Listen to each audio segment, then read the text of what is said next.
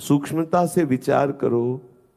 जैसे नमक के समुद्र के प्रवाह में पड़ जाएं, तो जब तक आप निकलेंगे नहीं तब तक आपको उस नमक के समुद्र का अवगाहन करना ही होगा।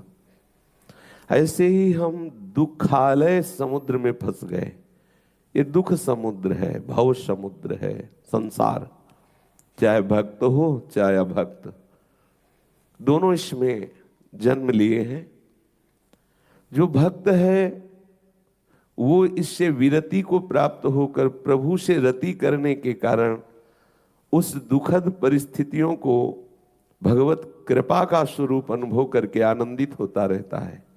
पर ऐसा नहीं कि उसके जीवन में दुखद परिस्थितियां ही नहीं आती, बड़ी भयानक परिस्थितियां दुखद आती हैं। बाहर से ऐसी प्रतिकूलताएं, अंदर से ऐसी प्रतिकूलताएं, दोनों को सहता हुआ वो भगवत चरणारविंद की तरफ आगे बढ़ता है।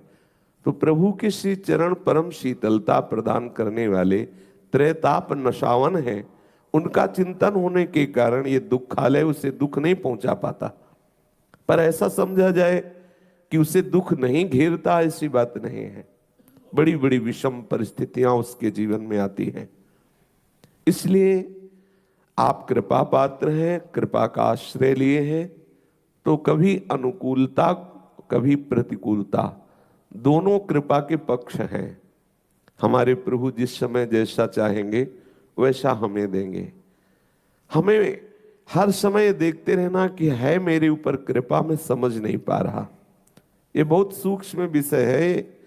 ऐसी परिस्थितियां उपासक के जीवन में आती हैं जब कोई आश्रय नहीं दिखाई देता, कोई समझाने से समझ में नहीं आता, केवल अंधकार ही अंधकार, केवल दुख ही दुख उसे दिखाई देता है। ये धैर्यपूर्वक इसको समझना, क्योंकि इसी स्थिति में उसकी विशुद्ध आसक्ति प्रभु के चरणारविंद में होती है। जो हम राग करने वाले हैं, कहीं न कहीं किसी व्यक्ति से, वस्तु से, स्थान से सुख लेने लगते हैं। तो मेरे सर्वज्ञ स्वामी कृपा करके हमें प्रतिपल प्रतिकूलता प्रदान करते हैं, जिससे मुझे लगता है कि सब झूठा है, ये सब दिखावा है संसार। भागो, यहां तुम्हारे हृदय को कहीं शांति मिलने वाली नहीं। भागो, यहां तुम्हारा कोई नहीं है। भागो, यहां सब स्वार्थ का जाल बिछा हुआ है। ये विवेक तभी मिलता है जब आपके सामने प्रतिकूल परिस्थिति होती है और आप उस राग को छोड़ना, जो बड़े बड़े योगी जन योगाभ्यास से छोड़ना चाहते हैं, नहीं छोड़ पाते, वो आप सहज में राग मुक्त हो जाते हैं। बड़ी कृपा हुई। पर ये कृपा का अनुभव आपको बाद में समझ में आएगा। पहले तो यदि आप कमजोर हैं तो फिर लड़खड़ा जाएंगे। भगवत कृपा से सत्संग मिला है, प्रायः रोज चर्चा वही होती है। इसलिए इस बात को हृदय में बैठा लीजिए।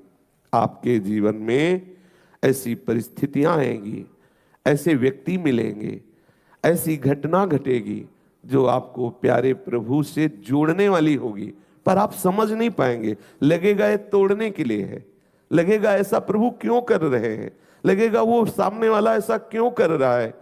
इसका कोई उत्तर नहीं है।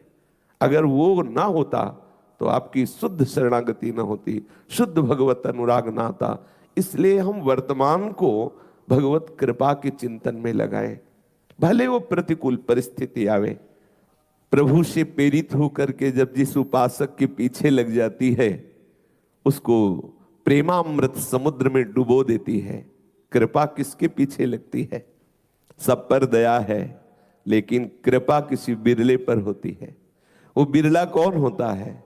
जिसने पुकारा, हे कृपा समुद्र, हे दीन वत्सल, हे हमारे हृदय के परम धन, अब मैं अधम दीन कहां जाऊं, मेरे से कोई साधना नहीं बन सकती, मैं बहुत भयभीत हूं इस संसार के दुख से, मृत्यु से, रोगों से, लोगों से। हे